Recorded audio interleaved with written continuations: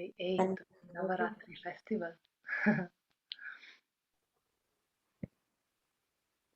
And let's give some time for people to enter. Yeah. Where are we live streaming? Oh, Facebook, our Facebook page. And it's going to be there for 24 hours.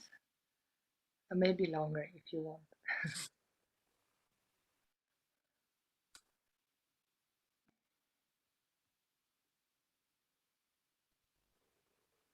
Welcome everyone. Get comfortable and we're going to begin in a moment.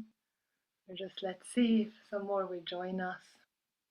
Thank you for joining us again. And we'd love to hear from you. Where are you calling from?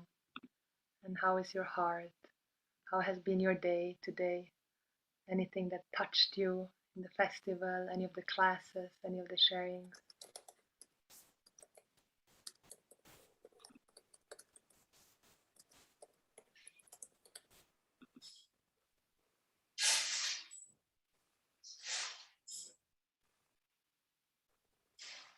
Clare saying, I'm from Nevada City, California. We're so happy that you're here, Clare. We're so honored. Zoe is coming in from Switzerland. Hello, Zoe. Welcome back. My heart was open and sad. Holding you, dear. Be free to share here with us anything you would like us to share with you on the sadness.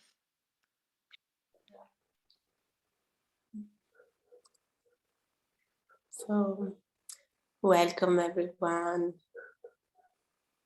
Thank you for your patience. We are giving a little bit of time to other sisters to join. And we are soon going to start a beautiful class sharing an interview with Clare Dubois, founder of TreeSisters.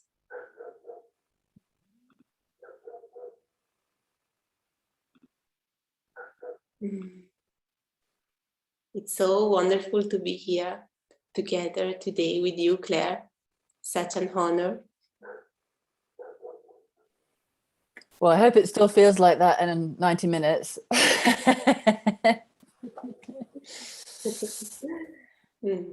I'm sure even more. We're up for such a treat. It's such an honor to have you here. Look, so many are still coming. It has been like this. This is sacred timing. So we arrive when we arrive. I'm going to say hello here to David that has been so committed to joining. I've seen Zoe a lot. Hello, Monali. Hello, Paulina. Welcome back. Hello, Kate. Hello, Sanna Devi. Hello, Macarena. Annalise, Marlene. Raquel, welcome back. Arjan, Elena, Ulrika. And also all those that are going to watch later. Warm welcome to this evening session. And for some, it's morning session.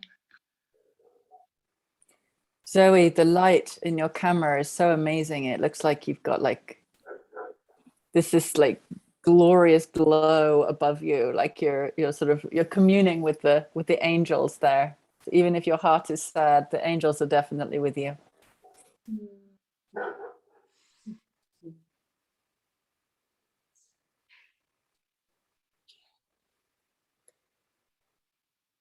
So Clare, I want to say a few words to introduce Clare, and then she will introduce herself profoundly during this hour and a half, I'm sure. Clare is the founder of TreeSisters, which is an amazing project, an amazing collective of women coming together from all over the world to support reforestation, so to grow trees all over the world. They've been planting trees, and they planted already 20 million trees across India, Nepal, Mozambique, Brazil, Borneo, and Cameroon, Kenya, West Papua. Maybe I forgot some places, but all over the world is a huge forest already. And they've been doing that by growing resilience and capacities of local women as well. So in a very beautiful way, connecting the capacity of us women to take care of the environment, to protect the environment, and to connect with Mother Earth, and at the same time of growing our own power and reestablishing the sacred bond that we have among women and with the planet, with the Mother Earth. 1 year ago, more or less, in the Be Woman project, we were looking for ways to contribute, to give back to nature. And we have done some research, and when we found this amazing project, TreeSisters, we just knew it was it.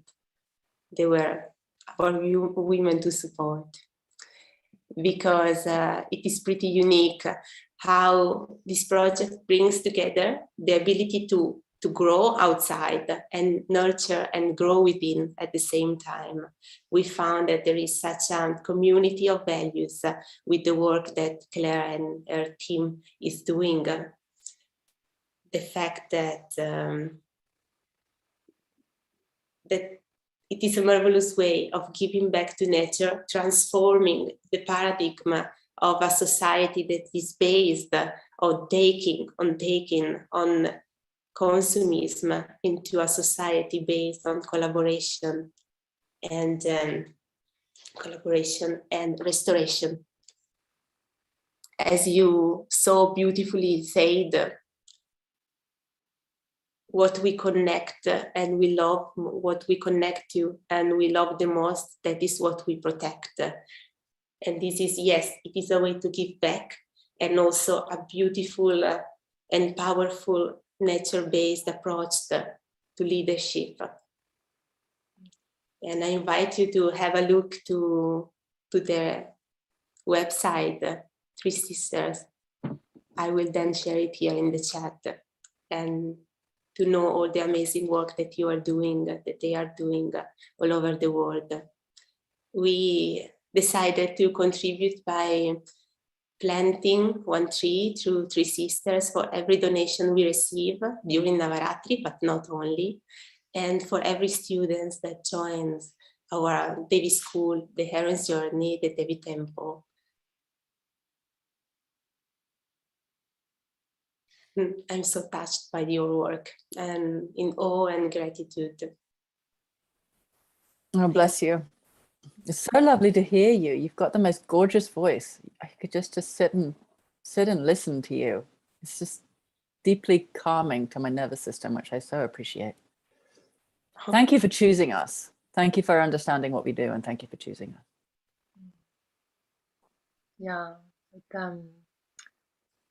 yeah, it's so wonderful. I love Elisa. She's been our Bhumi. Bhumi is the goddess of Mother Earth, and she's been our Bhumi Devi, and really our link to Mother Nature, which we're very profoundly in touch with through the teachings of the Vedic tradition. That's our heart.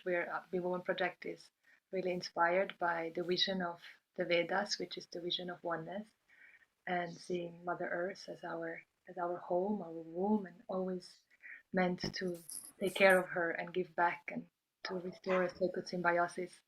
So we have a song actually that has been shared with me a long time ago, and that song is really the heart, the prayer of the Woman Project. And I would love just to sing it with you actually, with you, Clare, and with all those that are here together, because it's very simple, but it's so beautiful. And that's really what we stand for, simplicity and depth.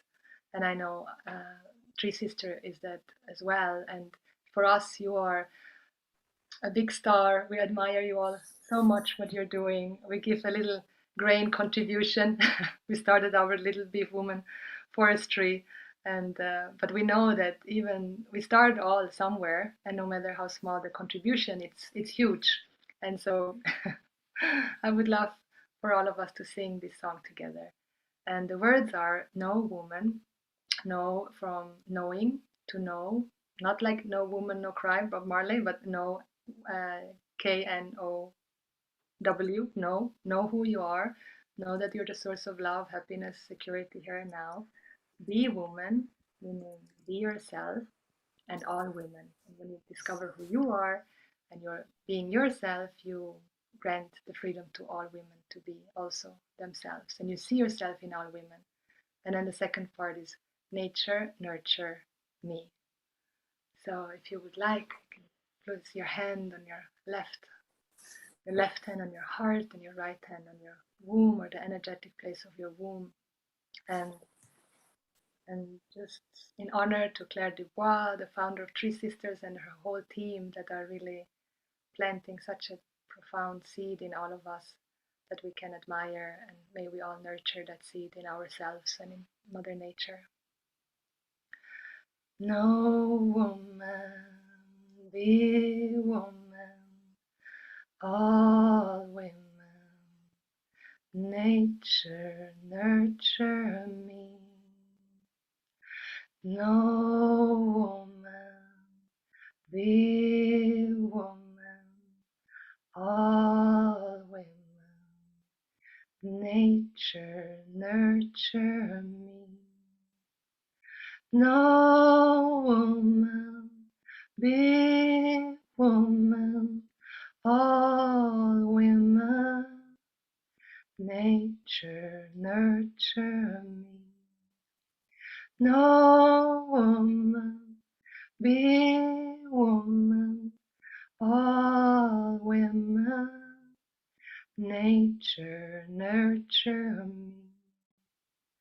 No woman, be woman, all women, nature, nurture me.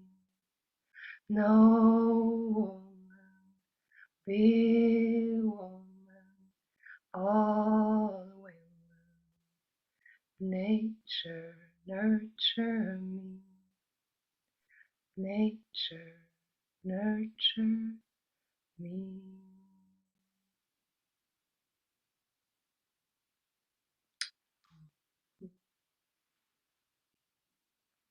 Such an honor to share this song, this prayer with you, which is really the heart of Be Woman. And warm welcome, Clare. Thank you so much for being with us here and everyone else. And we have so many questions to you. So, Elisa, do you want to start? And then we just go and flow. Sure. Clare is going to share with us a profound experience, and she called it embodying ecstatic nature. So first of all, I would like to ask you, what is for you an ecstatic nature? Oh no, we've got a phone in the room. I'm in my neighbor's room. That is not an ecstatic nature. Hold on a second. Let me figure out how to hide this phone. Hold on.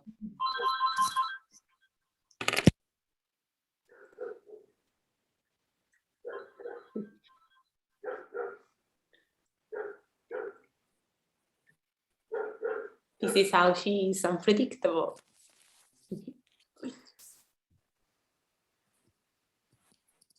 Gosh, after that beautiful song and that lovely ambience that you created, so I suppose it's better than a siren going off. I'm at my neighbor's house because my internet decided to crash on me just before this happened, which was just like, run to the neighbor. And I was not aware that there was a phone in here. So forget that didn't happen and go back into Sharada's beautiful singing for a second. What is ecstatic nature? It's what woman is.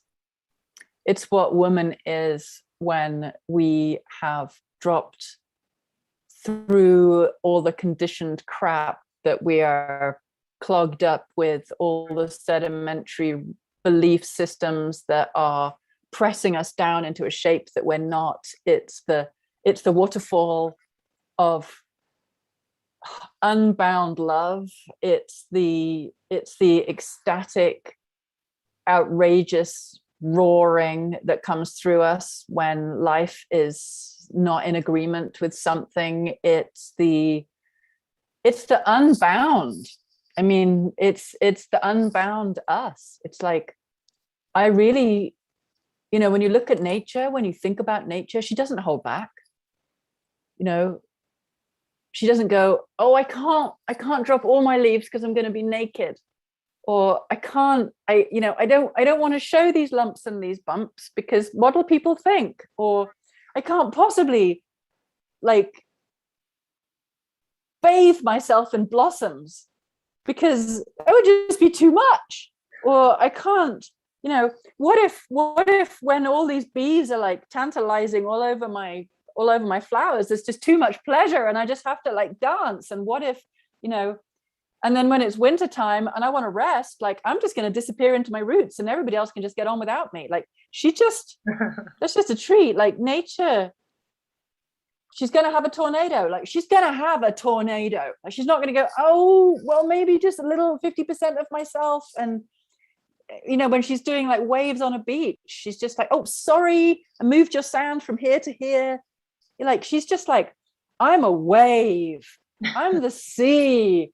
I'm flowering. I'm like an entire carpet of mushrooms all at the same time. I'm orangutans with big red bottoms. I'm like, I'm going to fully do whatever I am. Like, I'm going to fully roar. I'm going to fully scream. I'm going to fully rain. I'm going to be completely given. She's not just like,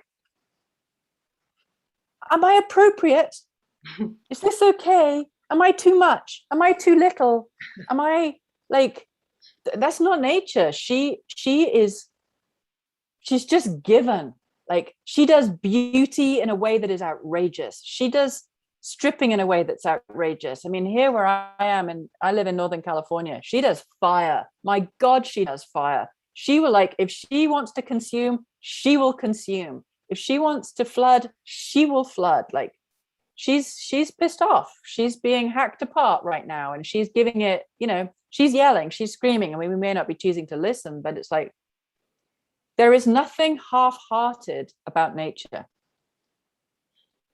And there is nothing half-hearted or partial about the relationship that we can have with nature. The only thing that is that makes it partial or makes it half-hearted is our willingness to allow ourselves to fall into that state of connection.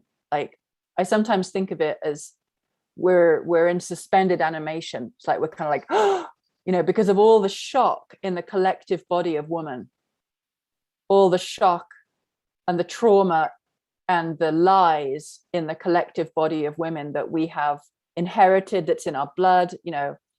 If you're European descent, then you have the witch burnings in your epigenetics. Like, they're there, it's in our blood. It's, that was almost 400 years worth of torture and murder and horror and the worst form of conditioning. That's like 20 odd generations of daughter, mother, witnessing that being a woman was a death sentence. Like, that's not dealt with. That's not being resolved. That's not being collectively healed. Like, it's sitting in us. So, you ask a woman to, and it's not just the witch burnings. I mean, we live in a patriarchal world. So we live in a patriarchal world where we have been considered less than. And so we have not been welcomed in our glory. We've not been celebrated. We've not been made safe. We're not in a safe world for women. So it's all very well me saying, oh, flower beautifully, like, be your full self. But it's like, okay, you have to bring that full self into a patriarchal world where it's not safe. So there's a million different ways in which women have been taught that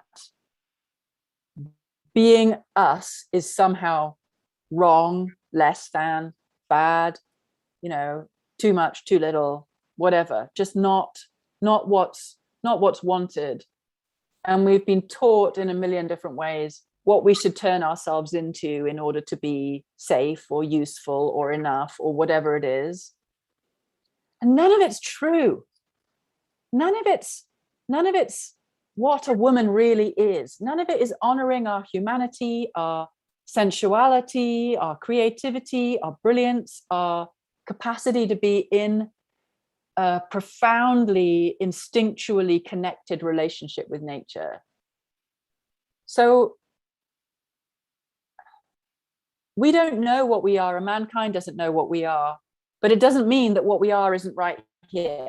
Like, because you can't not be what you are. So underneath all of this weird conditioning that we've gone through that has severed us from so much of our power and so much of our capacity, we are still nature. Like, this body, these bodies are still made of rock and river and fire and grass and fruit and, you know, beasts and feathered ones and scaly ones. It's like we are still made of the stuff of a living world, and we're still breathing a living world, and we still, you know, I mean, let's face it, we're mostly bacteria. I mean, it's like we're like the host with the most, you know, life is going on inside of us just the way life is going on outside of us. I mean, we are not a separate being in any way, shape or form.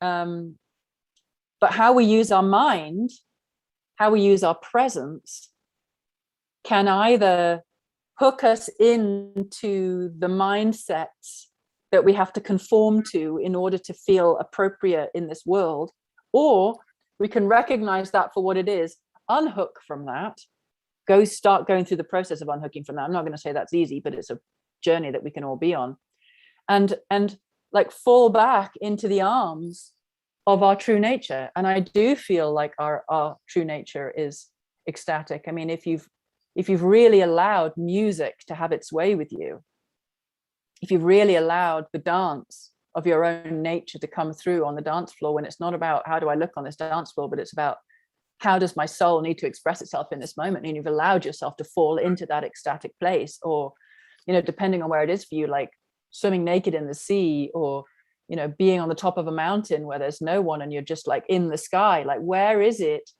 that you can feel you're most connected to that ecstatic nature? I just really believe that there is a way, there are practices that we can do, there are ways that we can be together, there are ways that we can hold our mind, there are choices that we can make that in any moment can bring us closer to our ecstatic nature. You know, yesterday I did 6 hours solid on the computer. I mean, I can do 12 hours on the computer. It's horrendous. I did not sign up for this, but I obviously did. But I had like a 10-minute car journey to get from A to B to go and do something. And I got in a car and I was just like, God damn it, I'm not supposed to be sitting on a computer. And I was like, what's the thumpiest piece of music that I could possibly have? I put on the thumpiest piece of music. I start like bouncing in the car and like screaming at the top of my lungs. No, like I'm 2 minutes into that, then I'm bawling my eyes out, you know.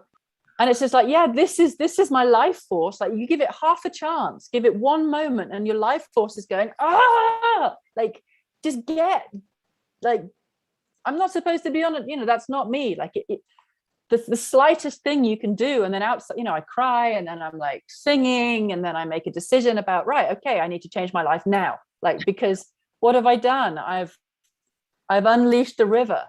I just decided I'm unleashing the river. I'm going to move my body. My body's going to unleash my emotions. My emotions are going to take me closer to who I am. Then comes a choice. Then I make the choice. 10-minute gap. I changed my life. Why? Because I decided to unleash the river, and I don't need to control it. And you know, screaming is good. So is crying. Snot is an alchemical tool in my toolbox. Like, you know, let it have its way with you, and you will be a different person on the other side.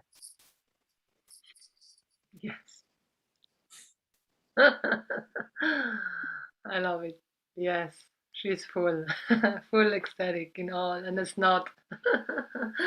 I'm gonna have that in my toolbox. I definitely cry every day, almost, and just to let the tears come and move, and so beautifully explained. I think we all can relate to that. Huh? Can you relate to that, everyone? Be free to kind of send hearts and send some love, and if you can relate to that, write in the chat yes. Or you can, like, I like twinkling. Like, if I say something that actually relates to you, then you can always twinkle at me, which means all those of you that are sitting there without your videos on, you're missing in the twinkling.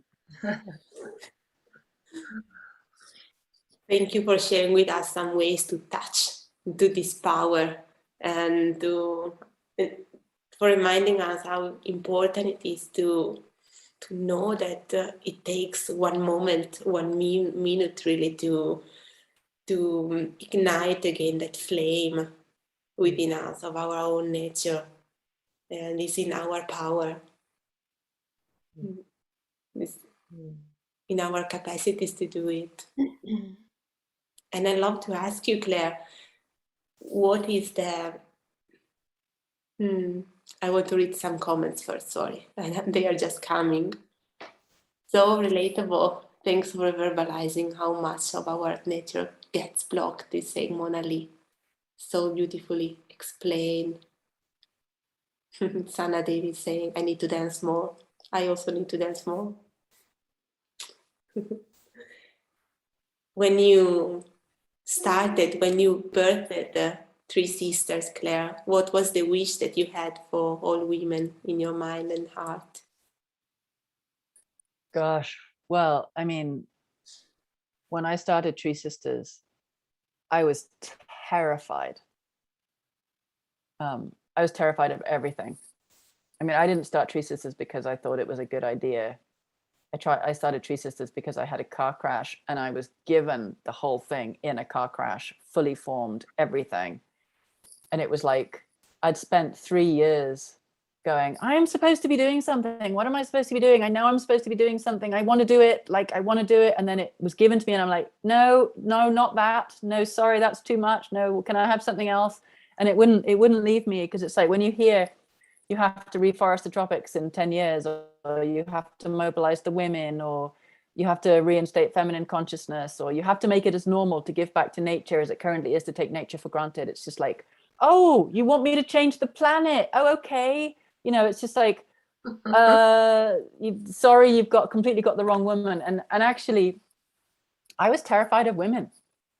Women are scary. You're all scary. You know, it's like, I've come to love women, but my experience with women was that we're cruel. Like, you know, men and women are like, the male and female shadows come up in different ways. Like women, I think because we're so emotional, we have the capacity to hurt, to really know how to hurt. And we also, you know, because our hearts are actually designed to merge. Like, we're designed for profound togetherness, and it's a profound togetherness that we've been blocked from, I think, a lot because of the witch burnings, because we had 400 years of being pitched against each other, sending each other down. If we were found together, we were accused of witchcraft. Like, I mean, we've got such profound conditioning, hideous conditioning around that we're dangerous for each other. Why? Because we're so powerful together. Why so specifically split women apart? Because we're powerful together. So we're designed for togetherness. And so togetherness, I think, is one of our greatest longings and also one of our greatest fears. But I was sent to boarding school when I was 9 years old, and an all-girls boarding school. And I was sent there after the first 9 years of my life living with my father, who was a monster in every way, shape, or form. So I was a very, very brutalized girl who believed that being a woman was a death sentence, because that was what I grew up with. Like, my dad, you could say he experimented on me to see how far you could push a child before they died.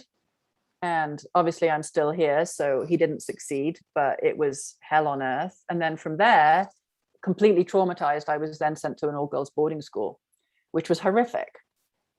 Because when I arrived, I couldn't speak properly. I couldn't, like, my brain wasn't functioning. I had a lot of brain damage from how I'd grown up, and I was terrified of everyone and everything. And so I was just the ultimate person to be picked on. And so, I was, you know, first of all, it was like, man is cruel, family is cruel, like, life is cruel. Then it was like, women are cruel. There was nothing I could do age 9, 10, 11, 12, 13 to figure out how to have friends. Like, I just couldn't do it. So I remember age 13 walking past the church one day, and coming up with this brilliant idea, like, oh my God, I'll just need no one. I'll need no one. Like, I will just armor myself up and become completely impermeable, and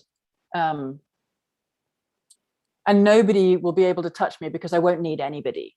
And I literally, like, in between, like, before I walked past the church and I'd walked past the church, I had erected all this armoring so brilliantly that by the time I got past the church, I was this invincible creature. I was like, I don't need anybody. That's it. I'm a loner. Oh my God, I know who I am. Like, I am a loner. And then you do this thing where you just throw away the key because you just think, great, you know, and then you get to like 22 or 23 and you're just like, God, why is it I can't feel anything? And why can't I trust people? And what's in the way? And then you find all this armoring and you have no idea how to get it off. Like, no idea, because like, where's the key? Like, it's buried in time, you know? And so my dream for myself is my dream for women, my dream for all women. Like, when I saw TreeSisters, when I was shown what it was, and it was basically a liberated global sisterhood, like a liberated, and like, there's the possibility of a planet that is not patriarchal. There's a possibility of a planet that is not full of angry women who hate man because of what there's been done to us, but that have moved beyond the reaction against and are in a place of our own sovereignty. Like, we've actually, like, push aside what's happened and drop inside to the place where we're completely unharmed and completely whole and complete, where we can tap back into the uniqueness of our own feminine energy, the sacredness of ourselves, and arise in our own sovereignty, free, liberated, no longer even invested in the question of, am I too much or am I too little, or do you love me, or will you have me, or whatever the hell we've had pressed into us, to think that we need anybody else to give us space or hold space for us. It's like, we can't wait for the men on this planet to say, oh, sorry, that was a real mess, you know, now please come and give your gifts. Like, that's like, I mean, it may happen at some point, but there's no waiting for it. It's like, what woman is, we have to tap back into who we actually are. We are the only ones that can feel for that and bring it forth. And so there's a way in which we need to hold permission for each other and safety for each other. And then that takes us back through that wall of, oh my God, is it safe? Is it safe to bring my whole self to the women?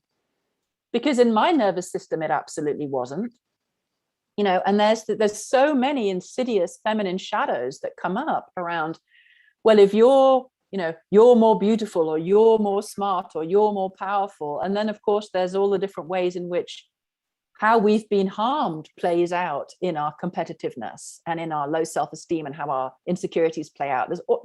It's a mess. Like, it's a mess in here. It's a mess in here for all of us. To some degree or another, there's a mess in there, whether it's sitting at the level of what happened to us in this lifetime, past lifetimes, or it's in our epigenetics, it's in our blood. So the only person I have control over is me.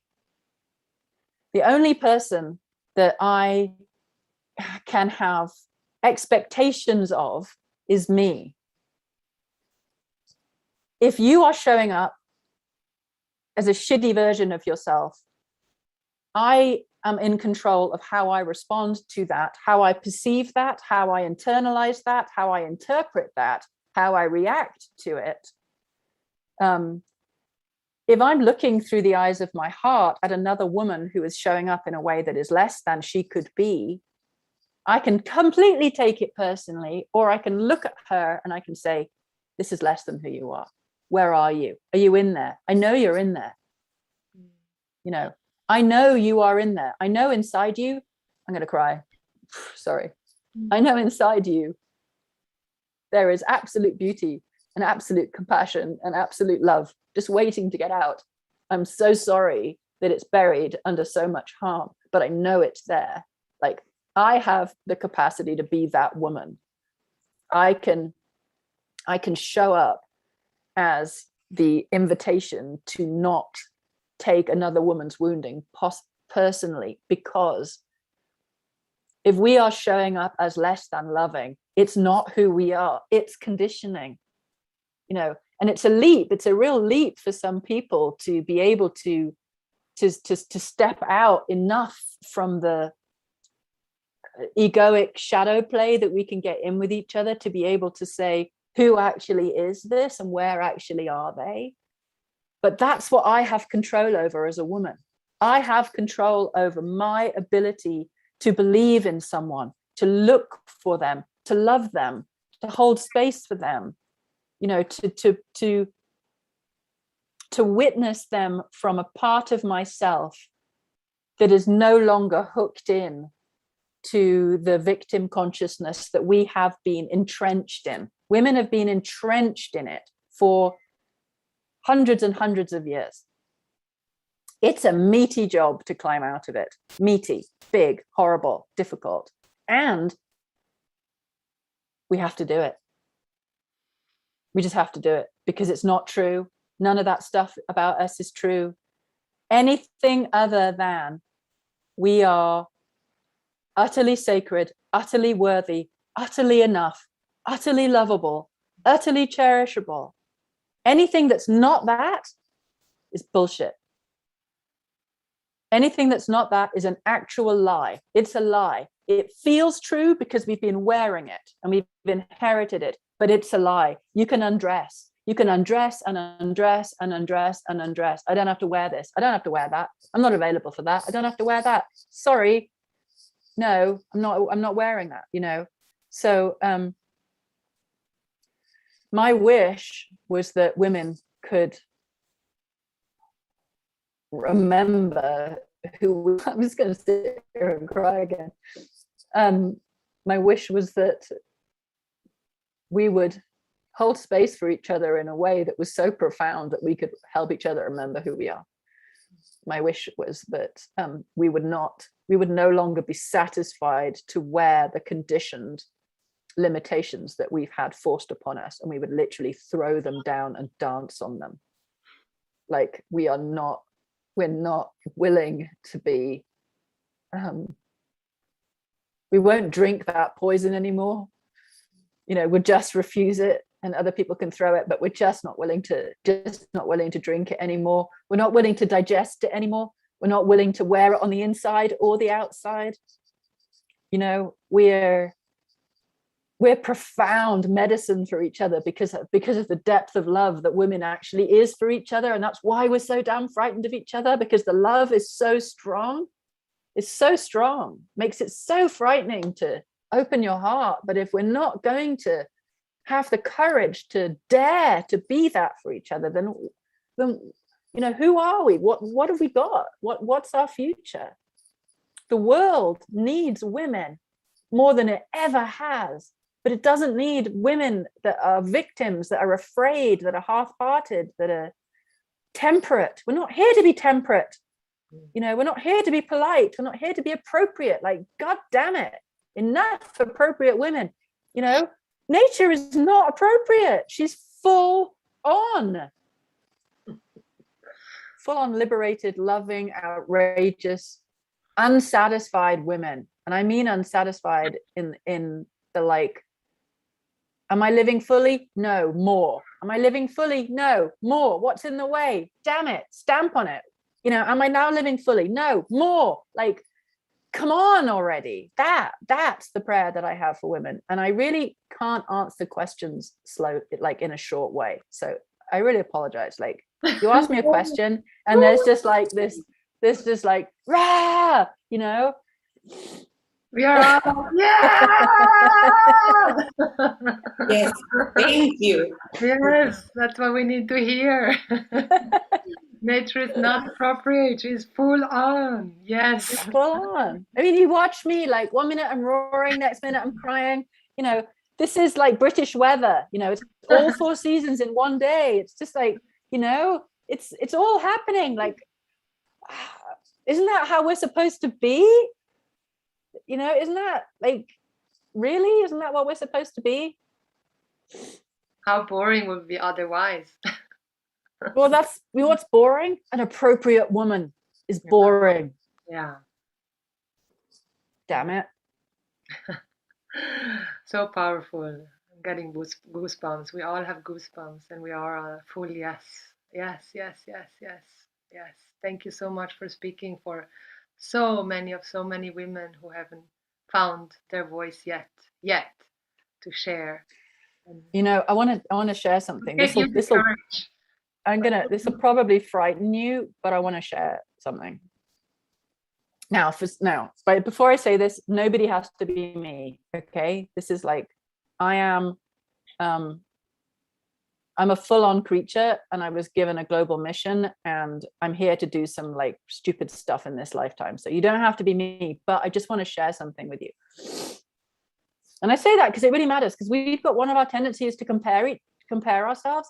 Like, it's sick. Like, there's sick behavior. Like drop the comparison thing. You have no idea what your soul is carrying. You have no idea whether just not killing yourself this lifetime is like the biggest success story ever. Like, we don't know what, you know, we just don't know what we don't know. So there is no comparison. So like, put that down for a second. I just want to say,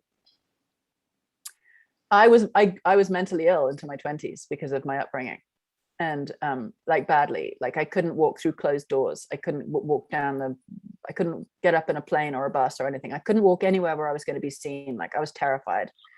I was so crippled. I couldn't dance. I couldn't sing. I couldn't, like, I was bound up in so much fear that everything was terrifying. And I lived inside like horrific levels of self-loathing, because I was taught I was a monster. I was taught I was the everything my dad and his friends taught me. Anyway, there was a point on, I was on Mount Sinai. I was on the top of Mount Sinai. And this amazing man had kind of helped me up the hill, and it's a big old mountain. It's just incredible. And at the top, you can see forever. You can just see forever. And it looks like God's land. Like, God went, oh, I'm going to practice what mountains can be. And I'm going to practice what like red is. And I'm going to like, let's have a go. Like, it's just amazing. And Ralph said, I want to hear you scream. And he was just like, what? And he like roared, and this roar rang across the mountains and valleys and mountains and valleys and mountains and valleys and mountains. And like, off it went into the distance. And he was like, come on, let me hear you scream. And I just went, and I was just like, oh my God, I can't scream. I have another go. And that I couldn't open my throat. And I got more and more upset. And I was just like, and everyone's like going down the mountain, and I'm still at the top. And I was like, look, Ralph, go down. I'm not coming down the mountain until I've screamed. And he was like, okay. So that everyone goes down, and I'm at the top of this mountain, and I am trying to scream, and I couldn't. And I remember like jumping up and down, like so frustrated that I was so trapped inside this body that I couldn't make a noise. And in between the top of Mount Sinai and the bottom of Mount Sinai, coming down on my own, I made this commitment. Like, I made the derobing commitment, the same way I like, you know, tampered myself down and threw away the key. By the time I got to the bottom, I was just like, okay, whatever it takes, I'm setting myself free. Whatever it takes, I'm going to be a liberated woman. And so I was like, okay, what am I most afraid of? Dancing. Right. I'm going to go find a dancing weekly workshop, 5 rhythms. Okay, what else? Singing. Right, I'm going to go and do a public singing thing. What else? Like, what's really frightening? Doing it together. Okay, let's go and become a nude model for life drawing, where I have to dance, because that's even more terrifying than just being nude. It's just like, you know, wobbling my ass in front of all these people. Okay, that's terrifying. What else? Going and doing public speaking. That's the worst thing ever. Like, honestly, it was only 3 years ago that I could walk away from the lectern, and I stopped having diarrhea before doing public speaking.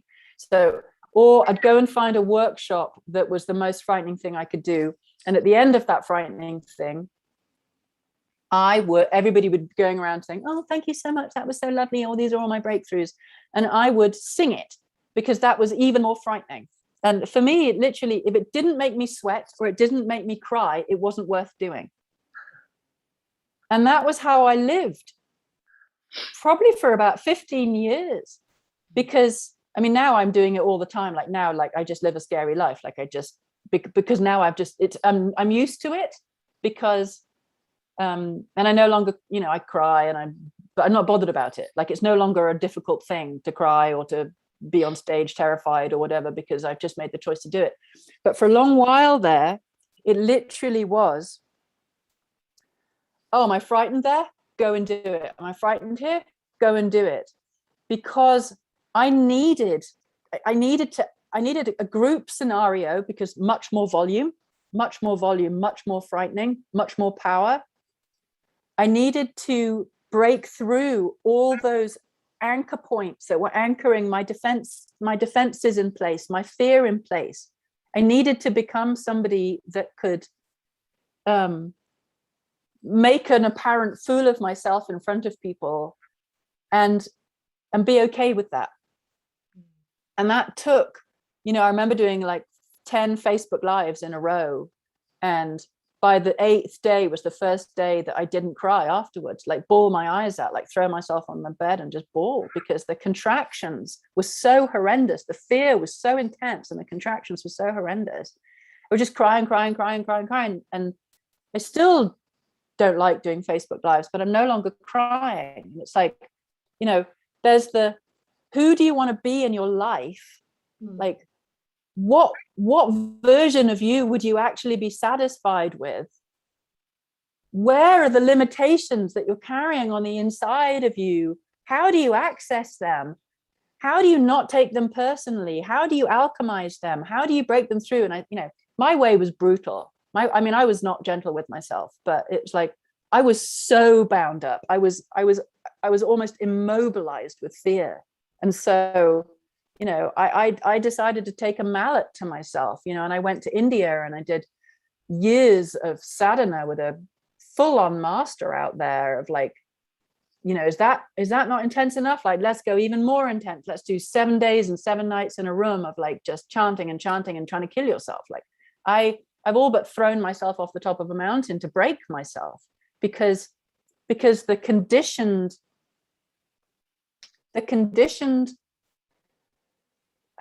lies that I carried, and then the defenses that I created in order to manage them, and we've all got them to some degree or another, was so horrendous, just so horrendous. It took that level of committed self-destruction to liberate my life force. Because the thing that we don't think about is what's holding all those defensive structures together.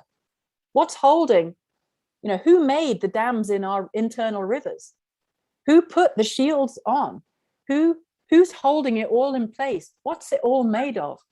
It's all made of our life force.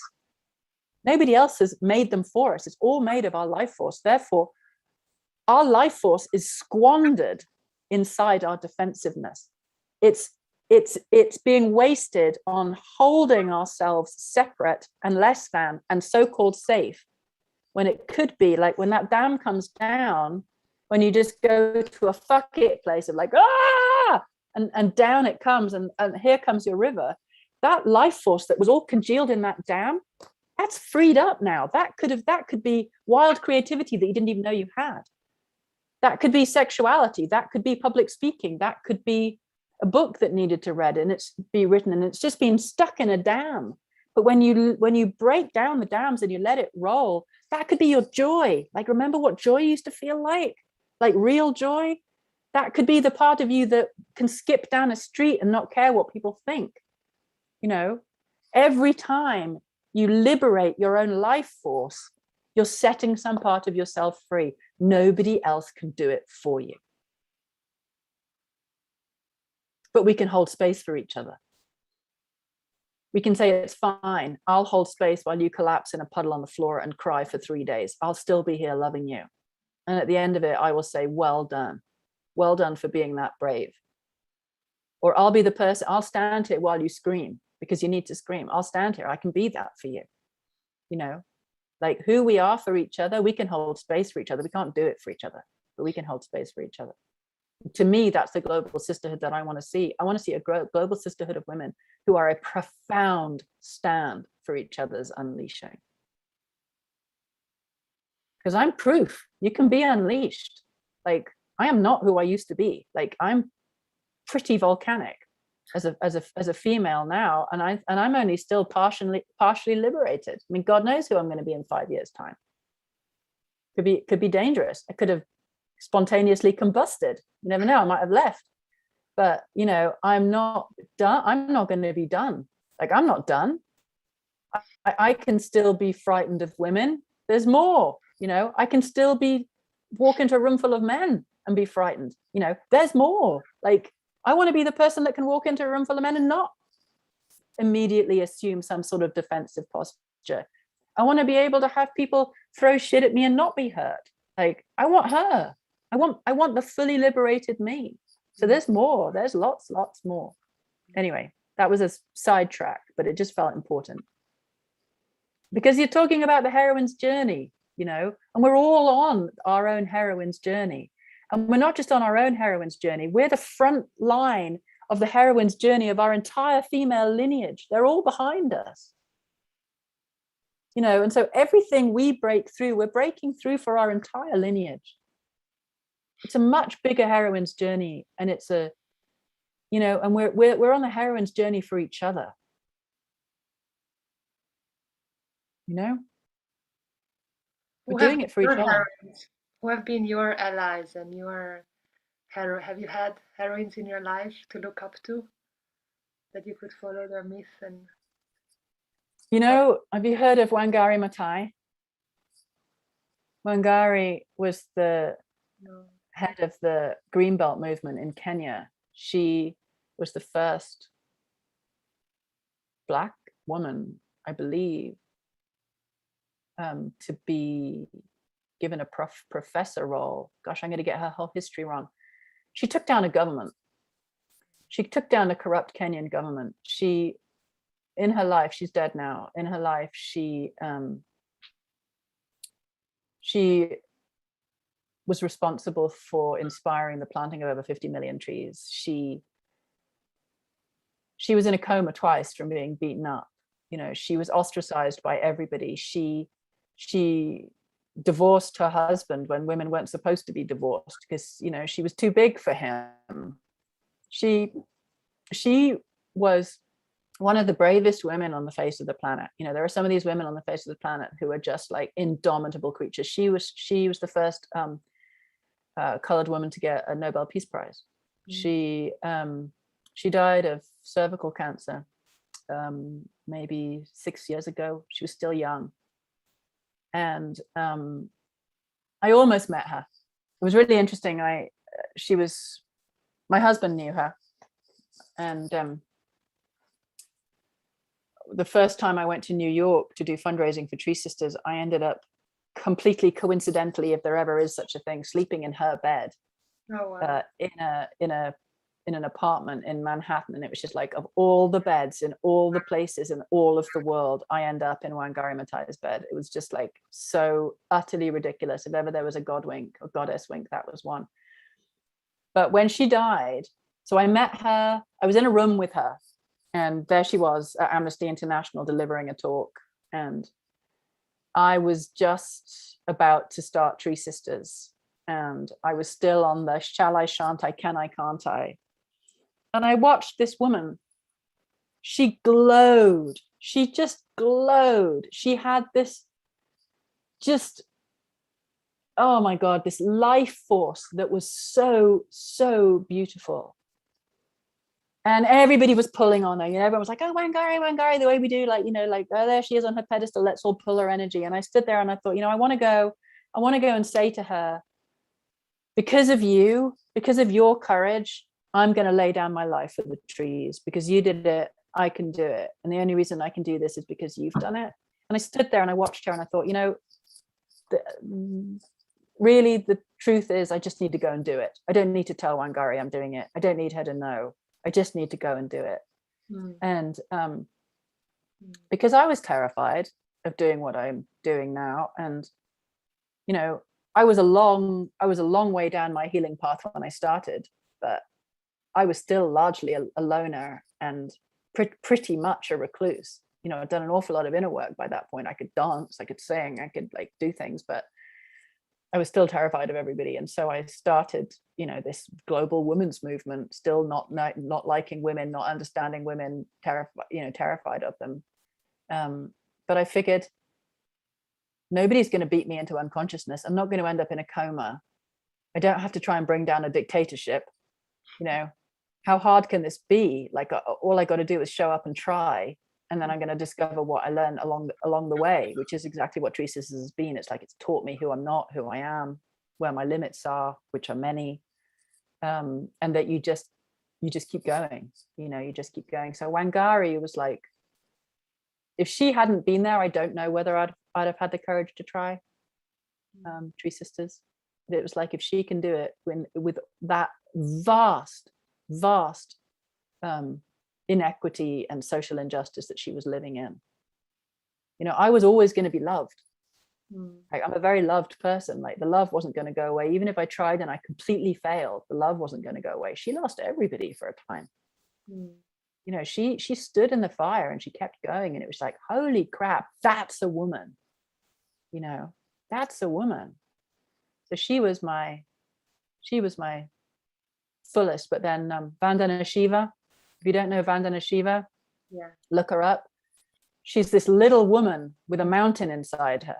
Like, she took down Monsanto. You know, she fought Monsanto in the courts and she won. You know, she's outrageously powerful. Like some of these women, Joanna Macy, you know, they're incredible, totally incredible. Yeah. And my mom. Your mom? Mom who died like 2 months ago. My mom was a cup half full, and she shouldn't have been. You know, my life was really, really hard. My mum's life was horrific, and she was a cup half full. And what do you mean with a cup half full?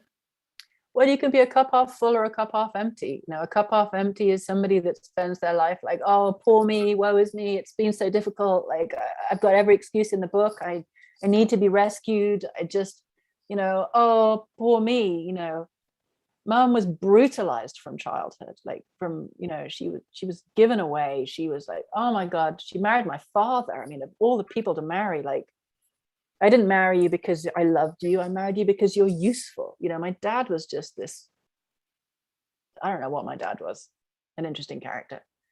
But Mum was a cup half full. She stayed positive all the way through, you know. She had a horrible death. And I was with her. And, you know, the last words she said to me before she went were, you know, I'm sorry I'm in such a state. I just want to help. You know, even in agony in hospital, you know, she was still like, you know, who can I help? You know, she was just amazing.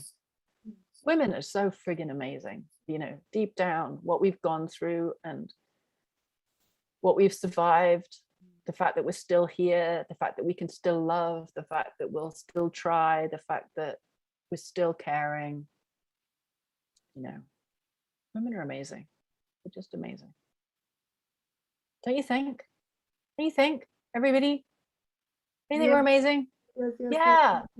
Yes. Amazing.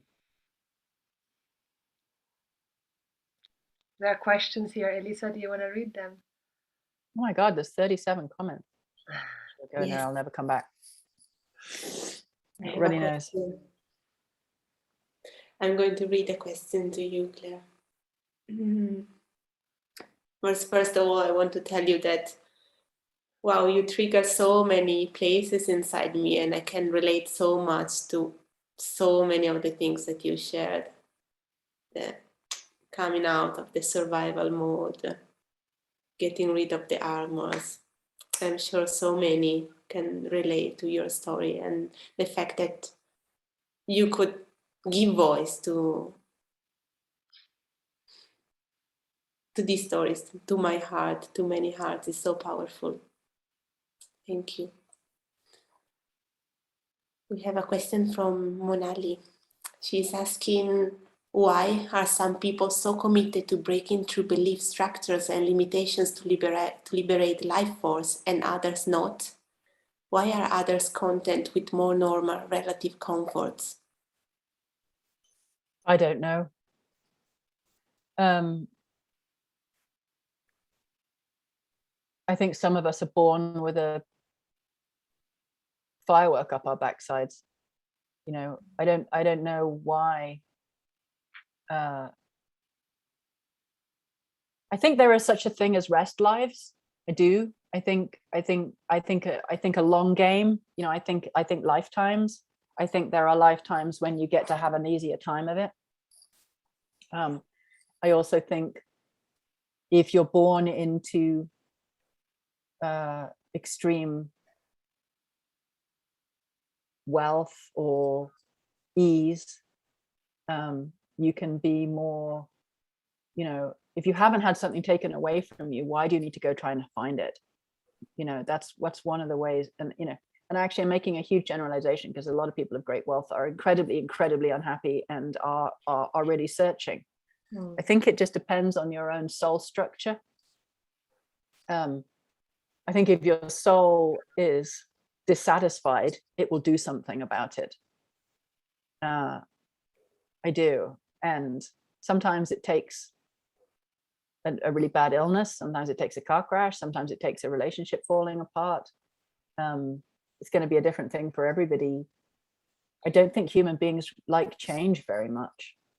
I think we would prefer to stay, a lot of us would prefer to stay the same, even if we're unhappy, than risk the instability and the turmoil of deeply changing. So, you know, for me, it was just because the level of my limitations was so extreme. I wanted to tear down the entire castle all in one go. But maybe if you don't have so many limitations and you can get on with believing that you're actually having a fairly decent life, then you don't have the impetus to really start bringing it down. We live in a sick society. You know, we're in a profound life support machine, and considering that normal, we're stealing the future from our children. We consider that acceptable just by how we live. So there's an awful lot of internal social and mental structures that are in place that are completely abnormal that we have normalized, and including living in a pretty depressed state. I think most people are fairly depressed, but that's just because I think who we actually are ecstatic beings, and I don't really ever see any ecstatic being wandering around. So the fundamental question for me is, are you being honest with yourself? It all boils down to that. Are you being honest with yourself, or are you lying to yourself, or are you hiding to yourself? Well, if you're being honest with yourself, you can't hide to yourself, or you can be honest that you're hiding. But if you're honest that you're hiding, then you have to make a choice about, do I want to keep hiding, or do I actually want to do something about that, which still boils down to being honest. So honesty is in every single password I have for every single thing. Somewhere honesty is in there, because it's like, if I'm honest with myself, then I have to face where I'm hiding. I have to face where I'm compromising. I have to face where I'm being less than. I have to face it. I may not know what to do with it, but as long as my consciousness starts to become aware that I'm doing a number on myself in any way, as long as I can own up to something, then consciousness, like the river is starting to go into that corner. Yeah. And you know, I'm also one of those people that asks really annoying questions all the time. Like, I'm always asking annoying questions of people, and I'm always also, like, I find small talk almost impossible. Like, I'm just not built for small talk. Like, you put me in a group of people, I want to sit down and have a truth circle, or I want to sit down and like have a gratitude circle, or I want to just like anything where that person, the people that I'm with, get to speak from a deeper place, so that our togetherness moves us all into a different state. Like, there's no point to togetherness to me unless it deepens something. I'm a horribly intense person, but you know, it's like, I if I'm going to do something with you, let's cry, or let's laugh, or let's make something, or let's be honest, or let's have our togetherness fulfill on a function out of which we're both different. Like, there's the point to life for me. It's like, because I'm not satisfied, there's the unsatisfied woman again. It's like, I want everything and everyone to be a gateway to something else. And so, you know, you could put me in front of a room of complacent people that don't really feel like growing, and I will energetically hurl them against the wall for half an hour, and then we'll see, you know, where we are. Like, that's where I'm useful, because even if they are horribly complacent, I don't believe they are deep inside. It's just, to me, it's just armoring. It's just armoring. And if I can speak, or you can speak from beneath your armoring to the part of them that's beneath their armoring, then they start to become aware of their armoring. You know, so the tuning fork of liberation in me tries to talk to the liberation in you, so that you start to feel, oh God, I want, like, there's something else. Like, I want rid of that. You know, it's why I don't bother trying to stop myself crying on a call like this, because my tears have got the capacity to speak to the part of you that needs to cry. And if I can be a lubricant to the part of you that needs to let go of something, I'll be that. Like, I'm not bothered about, you know, like, there's no social weirdness to me about emotion. I'd rather risk you all going, oh my God, I was on this call with this like really emotional English person. Like, she just kept going on and on and on. And she was like, so like, oh my God, fine. You know, if you stayed on a call and listened to me being all those things and then went and, you know, bitched about me, fine. But why did you stay? There was something kept you, you know. I'm so glad that was you and not me this time, you know. But we are where we are, you know. We are where we are, and we all get to be the me that we are. We all get to be the invitation to others that we can be. We all get to, you know, we are where we are. You know, I think what matters most to me, actually, frankly, is that we don't judge each other for being where we are. You know, like, judging each other. If that woman over there is a complete mouse, she's a complete mouse for a reason. Something's happened, you know. And so the question that I would ask her would be very different to the question that I would ask a big angry woman. You know, it's like, who are we for each other that is sensitive to the other and is an appropriate invitation for the other to feel that they are more. You're more. There's more here. Who can I be to help you feel the more that you are?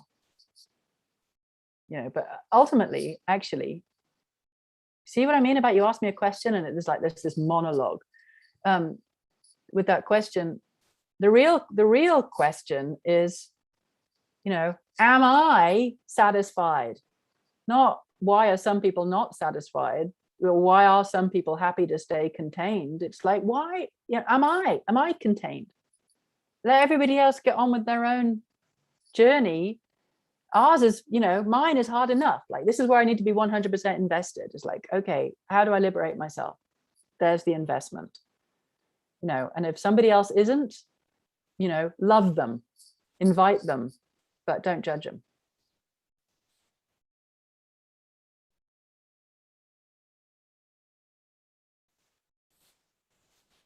I'm going to dare to open the chat function here. Yes, yes. Oh, look, I'm refreshing in summer rain. That's so nice. Actually, I'm not going to read because then I won't be able to think. I'm going to get rid of that again. So amazing, Claire. Thank you for being so honest. And just speaking from the core of your being and letting the tears run and yeah, and just share your truth. And I totally, completely resonate with everything you've said. Like I always want to go to the depths, to the core of what's really going on. The small talks are so tiring, and yeah, that you said that really we could come back to ourselves and ask, like, why am I not being able to make that change? Because we can lose so much time in focusing on other people, and that's really what the heroine's journey is all about. Like, she always comes back to herself and invokes the strength. I wonder, have you ever had like a connection with the goddess, like in part of Maureen Murdoch's kind of the 8 stages of the heroine's journey? Because she describes it a little bit different than Joseph Campbell, where the hero is more being outside and conquer the world. And you've described it now so beautiful. Like for the feminine, it's going inside and meeting like the deep going into that darkness, and it's not so triumph like the hero's journey. She goes into the depths and then meets also the goddess, meets the transcendent. And have you ever had like a connection with the goddess? And what You was know, yeah, sorry. well, I mean, it's like we are the goddess. You know, she's here. I'm staring at her. All these faces. You know, she's here. Like, I think we sometimes want, like, you know, the man with the beard on the cloud, you know, that version of God. You know, we want the goddess to arrive in all her glory on the back of an elephant. You know, it's like, you know, I'm looking at her in the trees outside and the grass and the sky, you know, and I've had experiences. I have had strange experiences where something else has taken over my body and picked me up and danced me. Could I say it's the goddess? I know I was in a ritual where we were invoking the goddess. Something else took over. I mean, I have been taken over. I have listened to water talking to me. I have had waves misbehave around me. I have had trees talk to me. I've had, you know, to me, that's all the goddess, because to me, Gaia is, she's everything we know. Like we're in her body, we're made of her body. But I will share a story just because it's utterly weird. I was in Hawaii and I was in Kauai, and we were being taken to an ancient heiau, and you know, one of the ancient, I guess you'd call it a church or a sacred place of the Hawaiian people, and it was up in this hidden forest.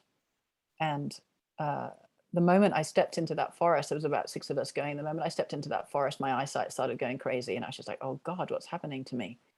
And I started, like, my eyesight started splitting. It was like I'd taken drugs. I'm not a drug taker, but like I literally started feeling like, oh my God, did I take something? Like, did something go into my, like, what's happened? And we were climbing up this hill over all these boulders, and it was really slippy and really wet.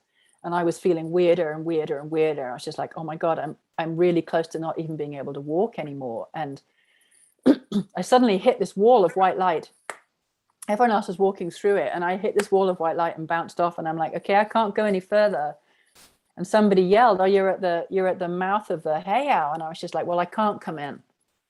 And they'd all gone through. My husband had gone through, and everyone was inside this, like, what was the remnants of these walls of this building. And so I kind of bowed to the white light and I said, "Look, I'm really, you know, please, can I come in? I don't mean any harm. And I have to sit down. Like, I badly have to sit down." And the light went, and I went inside. And I found the first rock and I sat down, and everyone was like, "Oh, we're going to carry on up the hill." And I was like, "I can't go any further. I'm really sorry." Like, I literally feel like I'm about to fall through into another dimension. Like, I'm going. And so everybody left me. They left me. And I sat there And these ripples of light started coming towards me, like if you drop a pebble in and it ripples out, the opposite was happening across the ground. These ripples of light were going vroom, vroom, vroom, right at me. And I'm just like, oh my God, like what's happening? And what happened was I met Pele. And Pele showed me the birth of Hawaii through my own body. She took me down and inside my own body, and she showed me. She threw back her head and laughed the most insane laugh you've ever heard as she chose the spot on the tectonic surface of the planet where she broke through volcanically and created the beginnings of one of the islands. Like, she had this precision mind, but it was this gesture of wild exaltation. And then how she formed her island, like how she did it. But she did the whole thing through my body, like I was the island and I was being formed. And while it was happening, I mean, it was the craziest experience, but while it was happening, I was kind of like, I was witnessing her consciousness as a being, precision, power. Like, there was no humility there anywhere to be found. There was just this extraordinary creative potential. And I had this knowledge, like, oh my God, if she decided to change the entire magnetic form of these rocks, she would just go, and it would happen. Like, she was completely immense. And I felt like I had leadership training from Pele, literally. I mean, that was like one of the most outrageous experiences of my life. And I was a whimpering wreck by the time my friends came back down the hill, and my husband pretty much had to carry me out of the forest. And as soon as I stepped out of the forest, I was back and I was normal again. But what happened to me in that forest, in that place, was unlike anything I have ever experienced. And it wasn't like I'd gone to meet the goddess. It was just Pele, I don't know, maybe she just thought she needs a kick up the backside. I'm gonna tell her what leadership is all about. And she met me in that place and she had her way with me. But it changed my life. Wow. You know, it changed my life. But similarly, I feel like there are so many plant medicines on this planet that can help you to have an experience of interconnectedness with levels of consciousness, which to me are no different from the goddess, because we're talking about life. We're talking about the creative essence of life. That creative essence of life is pulsing through the bodies of every single woman here and every single woman that's watching on Facebook. Like, that life force is hooked into every intelligence on the planet. There is no way of ending an energy field here and preventing it from being in dynamic relationship with every other energy field on the planet, including all those that you would call ascended masters or goddesses. Like, we're in the soup of creation, and therefore everything is available to us. And another way of saying it is everything is already inside us. But I can remember the first time I let go of the lectern public speaking, and I was wearing a dress and I was terrified, and I was, what was it? It was Emerging Women. You can watch that on YouTube, the Emerging Women talk that I did. And I remember before I got on stage, I was about to go and dress down, put something much less flattering on, because that's what I do. I've hidden, which is ridiculous when you're 6 foot and blonde, but I would try. And then this voice literally said, "Don't down dress the goddess." And it was another of those moments. Oh my God, yes, she's here. This is her face. You know, this is her face. Every face looking back at me is the face of the goddess. Like, how much responsibility are we taking for being her? You know, when we limit ourselves, we limit her. When we downplay ourselves, we downplay her. Like, it's a game changer when you actually think she's here. She's right here. And she's like the weather, you know, try and tame the goddess. Try and say, oh, can you be a bit less, please? You're a bit much. Don't you think you're a bit much? Would you say that to a goddess? No? Never.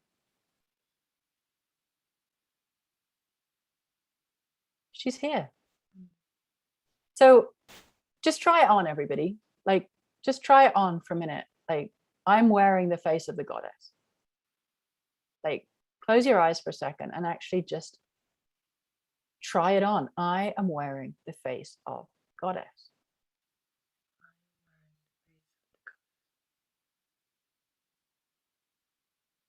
And notice what happens, because lots will happen. Your mind will do something. Your emotions will do something. And you'll feel things. You'll feel things in your body. Parts of your body will go, oh, yeah. Parts of your body will go, oh, God. Just notice and just keep saying it and keep imagining it. Like, I'm wearing the face of the goddess. Absolute sacredness is here.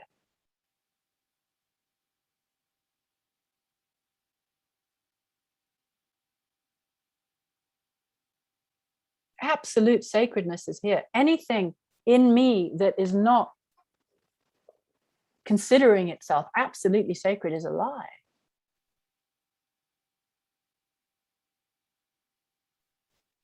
So notice where the greatest discomfort is in your body in this moment and put all your attention there. We're going hunting for a lie.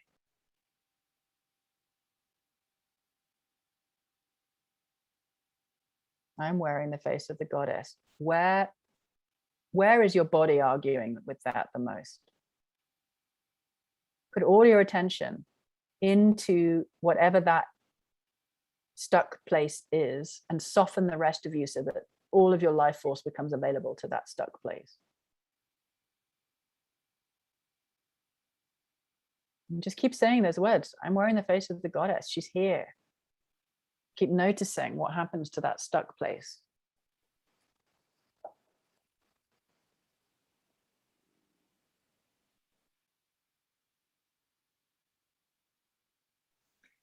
And then let's imagine that we're all completely connected to each other by an invisible root system that is the love of women. Like, we're a forest, every tree connected to every other tree. And in this moment, just imagine that you're sending out your love to all the other women on this call, and you're basically saying to them, you are the goddess. Like, just send out that flush of energy to everybody. I see you. You are wearing the face of the goddess.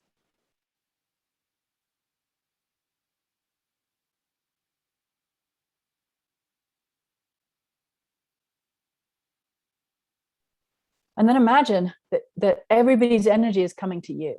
Everybody on this call is saying to you, I see you. You are wearing the face of the goddess.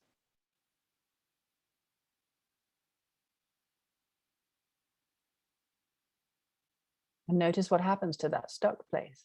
Let everybody in. Let everybody's knowing of you in. Just watch. You're not trying to change anything. You're just watching.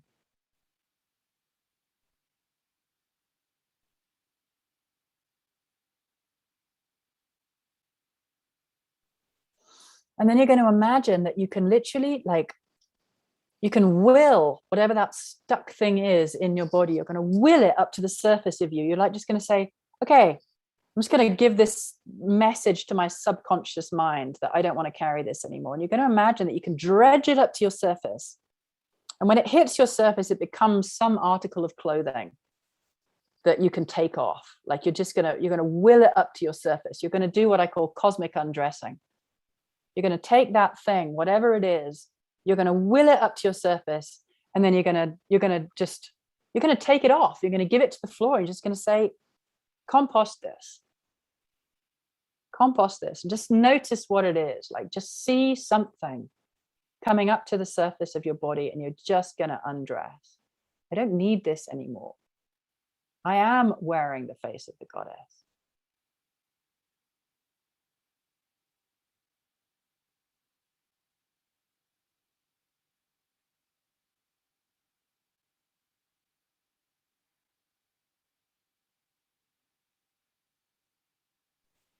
And just imagine everybody on this call, everybody's stripping.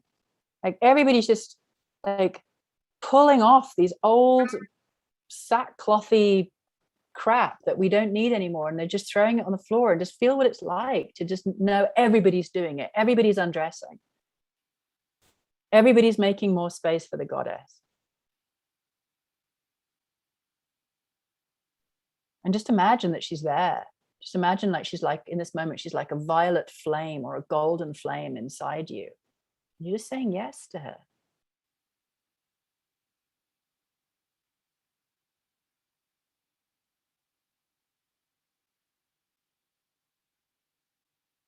And then just give your body a really good shake, like just like really vigorous shake. Like, like shake, shake, shake, shake, shake, shake, shake. I'm seeing some people who aren't even moving. Shake that body. Yeah. And then like just notice how you're feeling. Like how's everybody feeling? Like twinkle at me if it feels a little bit better than it did 5 minutes ago. Is it better for anybody? Yeah, like we did so little in that moment. We did so little. What did we do? We invoked something positive. We felt its resistance. We turned to its resistance. We enrolled the sisterhood. We undressed it. Like 5 minutes, you changed your state. Okay, there's more life force. Cosmic undressing, add it to your toolkit. You know, when you feel something in your body that is a resistance, turn towards it. There's a thing. You know, there's a thing I can undress. Because you don't need to do the whole thing. You don't need to go into therapy with it. You just need to feel there's something. Let your conscious mind make it conscious. Your unconscious mind will do the rest. Come out through your dreams. It will come out through whatever. Just find it, turn towards it, invoke its alchemy. You're done. You've changed something.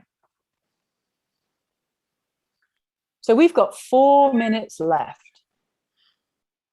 During this 4 minutes, I'm going to insist that every single one of you makes the choice to become a tree sister, whether you believe that the world is coming to an end or not. I'm going to ask you, as your gift to me, to plant some trees. Will everybody plant some trees, please? We have some twinkles. You just say a few words what it means to become a tree sister. Becoming a tree sister, basically. So tree sisters, the soul of tree sisters is reciprocity. The soul of tree sisters is the awareness that if we were in right relationship with our mother, we wouldn't just be taking from her, we'd be giving back. We wouldn't just be destroying her, we'd be resourcing her. We wouldn't just be warming her, we'd be cooling her. We'd be understanding that everything that we do impacts her. So this is me saying, are you willing to start restoring your mum? Like, she's hurting. She can't handle herself anymore. Like she's been so destroyed and so devastated. And what are the women of the world going to do? Are we just going to carry on being part of that destruction because that's what we've been taught to do? We've been taught to be consumers, not restorers. Or are we going to start to help to create a new normal? Tree Sisters is about a new normal. It's about a new normal of awareness, consciousness, feminine leadership, love in action, generosity, reciprocity, giving back to the planet. And so when you give, we plant it for you. So when you become a tree sister, when you start giving every month something, because we're warming our planet every month, when you start giving, we will help you start cooling. We will help you start protecting endangered species, getting women out of slavery in Madagascar. I mean, some of our projects are completely amazing. When you give, you know, it's not just carbon sequestration or rainfall creation or soil restoration and social change. You're protecting jaguars and pumas and ocelots and monkeys and elephants and tigers and rhino and sloth and fish eagles. And there's even an amazing creature called a dugong. Look up a dugong. It looks like a dolphin with a snubby face that it hangs out in the mangrove roots around Mozambique and Madagascar. Like, this is that thing about getting honest with ourselves about who we are, getting honest about who we are in this world. Are we being honest about ourselves, about climate change? Are we being honest about whether or not we're actively doing something about it? It's like, so this is, here I am trying to call you into right relationship with what it means to be a woman. A woman is not a destroyer. She's a creator. A woman is here to create, protect, nurture, nourish the children of future generations. And right now, our children are facing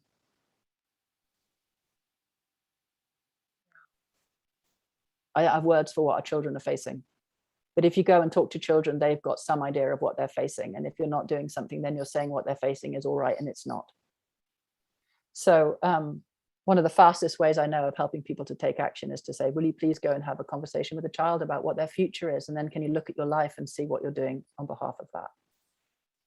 Unleashed women on behalf of life. That is the mission of TreeSisters. Unleashed women on behalf of life. That's what I am.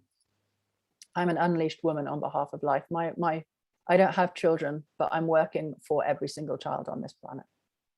So all of you that do have children, I'm working for your kids. I'm here for them. And what I'd like you to do is help me. I'd like you to help me. So I'd like you to each figure out how much you can give and start giving. You can do it at treesisters.org/give, and we will plant it for you every month. And then when somebody says, what are you doing? You can say, I'm growing my own forest. I'm growing a forest in Brazil and Kenya and Mozambique and India and Nepal, West Papua, Borneo. Anywhere else I've forgotten. We're in a lot of places.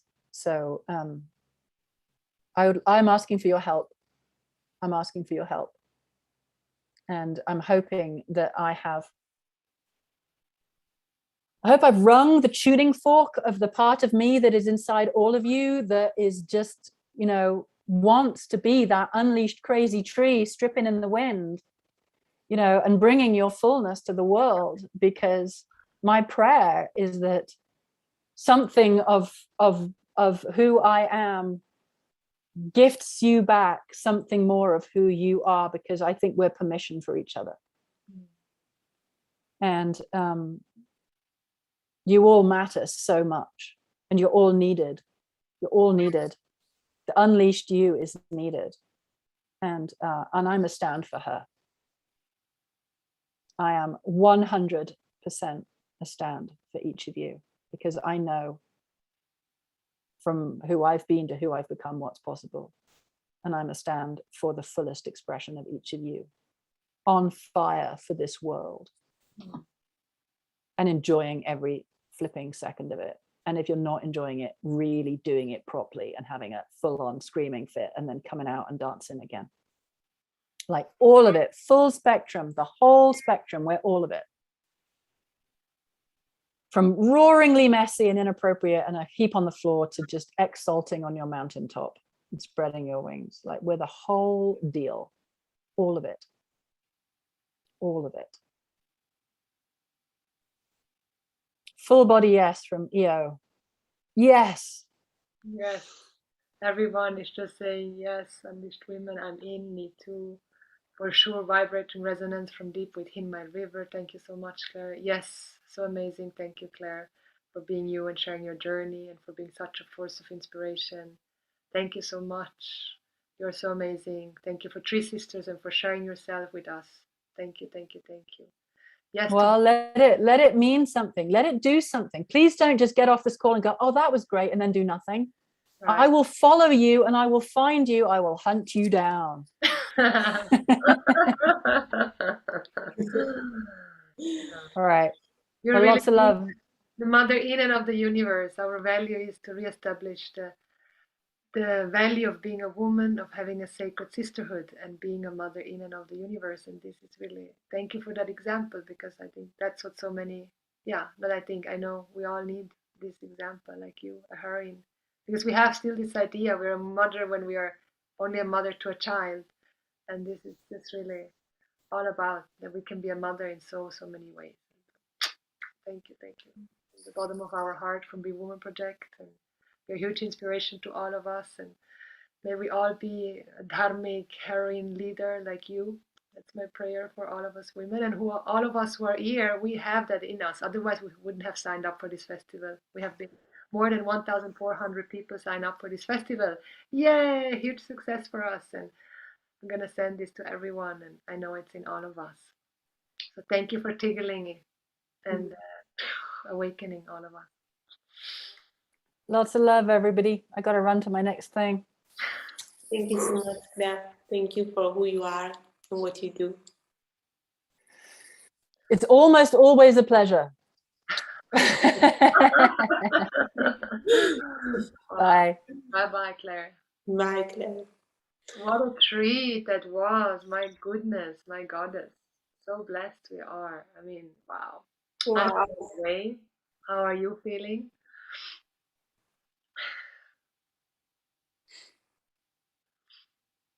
I know how you're feeling. You've been sharing here in the comments. Amazing. Unleashed, unapologetic, emerging women we are. So amazing. Macarena, you want to share? Yes. Hi, everyone. I wanted to share. Do you hear me? My computer says something. Do you hear me? Yes. Where is this? Okay. Yes, we can hear you. Okay, thank you. At the beginning of the talk, I was feeling so. I came from work and I was so like sad and angry because something happened at work, and I was like, I was thinking all the time, should I share it? Should I share it? Should I share it? And then when we did this meditation about wearing the face of the goddess, wow, it was just light. And yeah, now I'm feeling so good. And it's amazing how that works. It was like, yeah, it was just light, and now I feel super calm. But I was really like, like with heart race and nervous, and yeah, it was amazing about holding space for each other. I think that's really important. Yeah, and well, it was a very amazing talk. She's very powerful, Claire, and I think the fire in her touches us all. So thank you. Thank you, Macarena. Thank you. Elisa disappeared. I don't know why. I get her back here. I'm here. My internet. The internet, maybe. My internet decided to leave me, but at the very end, at least. Oh. Wow. It was such powerful talk, so inspiring. So, I wish for all of us, for all the women in the world, to really get in touch with our real self, unleash our power, do it together, supporting each other, looking at each other into the eyes, and just in acceptance. Okay, what a day it was. What a beautiful day. Day 8. Maha Gauri, Saraswati. Amazing day. And we have one more day to go tomorrow if we wake up. Day 9. And we're going to start with Joseph. We're going to have our Joseph sharing a drum circle, which is really cool. And I can really highly recommend it. He's an amazing person, not just because he's my darling, but also just because he really is. He's my best friend and just a beautiful, beautiful being who has a passion for drumming. It's been with him his whole life, and his greatest inspiration is to share drumming, and because he knows everyone is a drummer in the heart. That's the first beat, or the first sound we heard. It was the heartbeat of our mothers. And so it's very healing to come together, to drum and get in touch. Then we have our last Saraswati Sadhana tomorrow at 12 European time. Bring books and tools, and if you want, you can make your altar out of the books actually. So if you have a lot of books, put the books and make an altar out of the books. That's the tradition. And then we have our Devi circle, our women's circle, where we have all of us together, and we're gonna go into breakout rooms and just really have time to share and be seen and heard. And then we're gonna have our ending ceremony with guest teacher Nalini Blossom, and also we have a special guest teacher, Dr. Shari Tarbet, who is going to present 8 words that she is going to share with us, 8 words that have been demonized and that we are reclaiming now. So she's going to do a presentation, and we have our last dance, come together for dance and celebrating this whole 9 full Maha days. So I hope you can all join. Thank you so much for today. Thank you, Elisa. You're amazing. Thank you. I love you so much. And also know that the doors of our Heron's Journey are still open tomorrow with a special prize. So for all of you who feel ready to unleash your wild feminine and you want to do it in a supported, accompanied way, in a sacred place and safe place with all of us, welcome.